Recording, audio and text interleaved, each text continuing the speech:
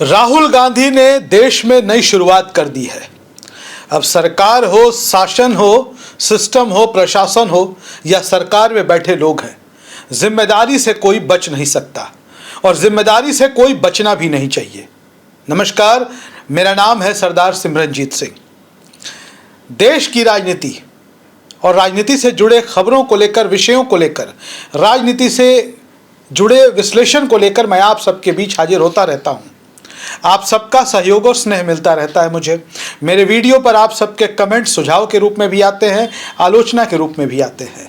अगर आप कभी कोई सुझाव देते हैं तो हम उस पर अमल करते हैं, अगर आप कोई आलोचना करते हैं तो हम उसमें सुधार लाने की कोशिश करते हैं। लेकिन क्या कभी आपने सोचा है कि आप अगर हमारी कोई आलोचना करें और बदले में हम आपको एंटी नेशनल कहना शुरू कर दे, देशद्रोही बताना शुरू कर दे?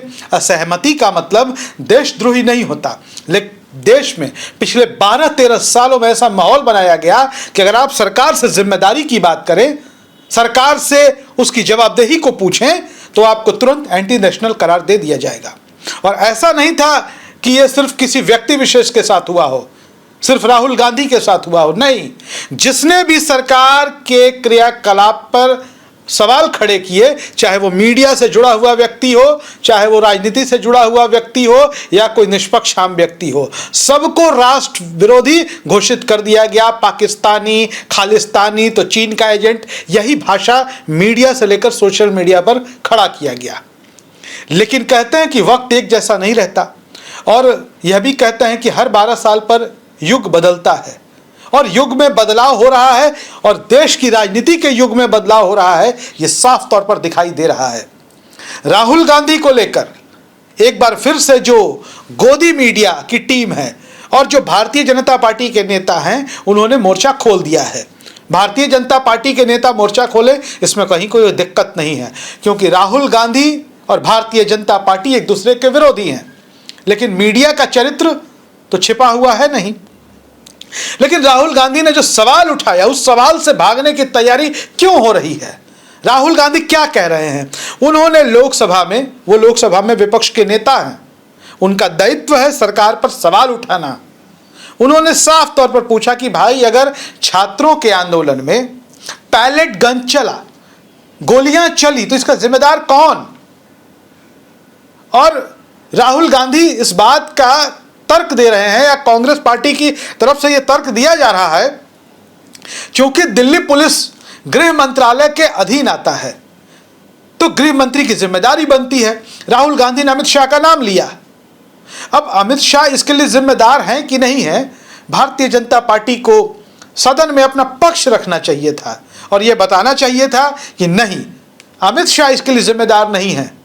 भारतीय जनता पार्टी यह तर्क दे रही है कि कमिश्नर या मजिस्ट्रेट के आदेश पर गोलियां चलती हैं, किसी मंत्री के आदेश पर नहीं। अब भारतीय जनता पार्टी के इस तर्क को विपक्ष कैसे डिफेंड कर रहा है?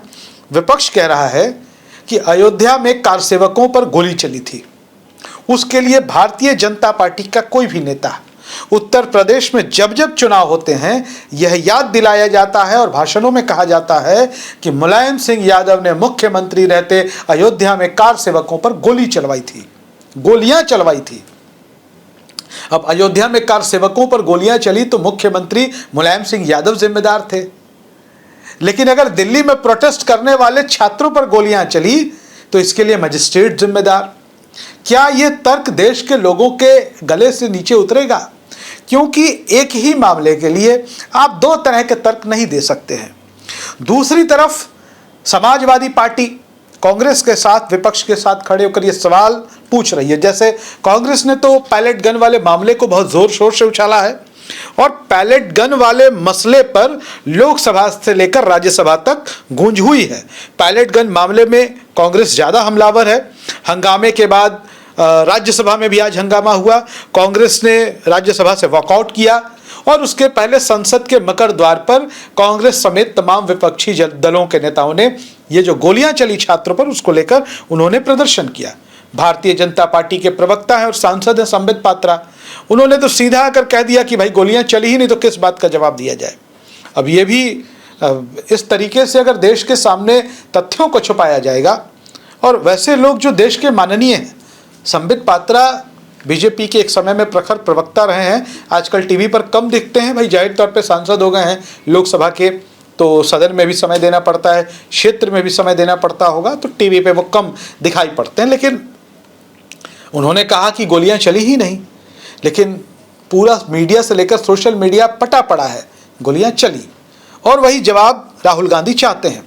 दूसरी तरफ अयोध्या में चंदा चोरी के मसले को लेकर समाजवादी पार्टी मुखर है। संसद पे उन्होंने खूब प्रदर्शन किया, समाजवादी पार्टी का साथ कांग्रेस ने दिया कि भाई जो चढ़ावा चोरी हुई, जो चंदा चोरी हुआ अयोध्या में, उसके लिए क्या सरकार जिम्मेदार नहीं है? क्या उसके लिए यूपी सरकार, केंद्र सरकार, भाई इन्हीं लोगों के देख रेख में, इन्हीं लोगों के संरक्षण में ये सब कुछ चल रहा है। तो जब अच्छा होता है तो आप उसकी जवाबदेही लेते हैं। विपक्ष यही कह रहा है ना कि जब आतंकवादियों को गोली मारी जाती है, वो गोलियों के शिकार होते हैं या कोई ऑपरेशन चलता है, तो गृह मंत्री की वाहवाही होती है और बताया जाता है कि माननीय गृह मंत्री अमित शाह जी की ने ये कराया, उनके नेतृत्व में ही हुआ। तो फिर जब छात्रों पर पैलेट गन चला तो इसके लिए गृह मंत्री जिम्मेदार कैसे नहीं हो सकते हैं? राहुल गांधी ने यही सवाल उठाया।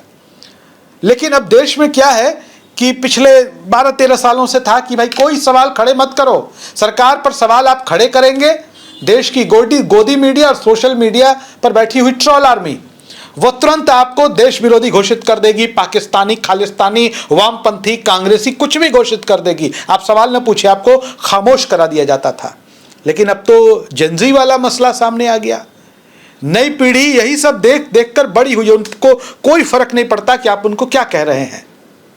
राहुल गांधी जेनजी की मजबूत आवाज बन रहे हैं, या कह ले कि बन गए हैं। और आज जब इस सवाल को वो उठा रहे हैं तो सरकार की नैतिक जिम्मेदारी है कि वो इसका जवाब दे। राहुल गांधी के शब्दों पर आपत्ति हो सकती है, तो आपत्तिजनक शब्दों का इस्तेमाल अकेले राहुल गांधी कर रहे हैं या उन्होंने शुरुआत की है, ऐसा तो नहीं है। देश के कई नेताओं को हमने गालियां देते हुए सुना है लोकसभा में।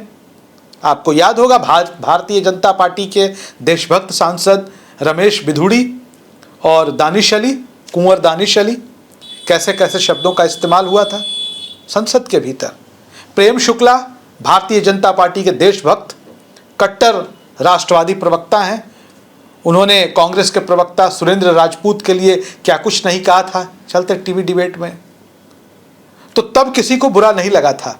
सोनिया गांधी जो इस देश की बहू हैं, एक बुजुर्ग महिला है, उनको लेकर भारतीय जनता पार्टी के समर्थक, राष्ट्रीय स्वयंसेवक संघ के समर्थक क्या कुछ नहीं लिखते पढ़ते हैं सोशल मीडिया पर, तब किसी को बुरा नहीं लगता। और आज सबको बुरा लगने लगा। अब ये काम नहीं चलेगा, अब जवाबदेही तय होगी। राहुल गांधी ने लोकसभा में जो कुछ भी बोला, लोकसभा में जो कुछ भी सवाल उठाया बुधवार को, उसने देश की राजनीति में एक नई लकीर खींच दी है कि सरकार से सवाल करने पर, सरकार का विरोध करने पर यह एंटी नेशनल वाली थ्योरी नहीं चलेगी, जवाब देना होगा। फिलहाल आप क्या सोचते हैं इस विषय पर? अपनी राय जरूर लिखिए। धन्यवाद।